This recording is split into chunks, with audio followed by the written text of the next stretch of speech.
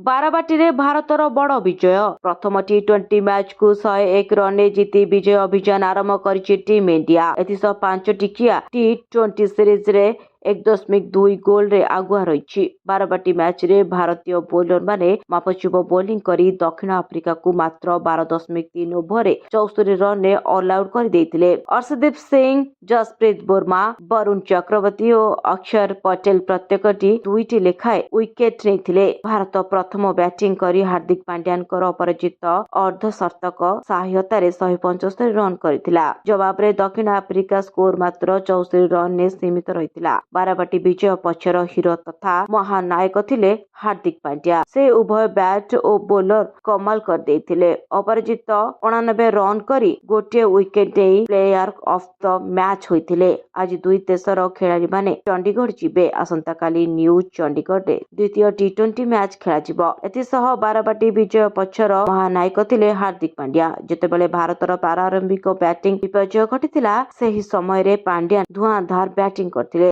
बैट्रु बर्षिथिला छक्का और चौका। तेबे बारबाटी रे एक विरल रेकर्ड करिसेंती हार्दिक। टी20 फॉर्मेट रे 100 छक्कार मारिबार रेकर्ड जोड़ी होईछि पांड्यान को नारे। ब्यूरो रिपोर्ट, न्यूज दुनिया।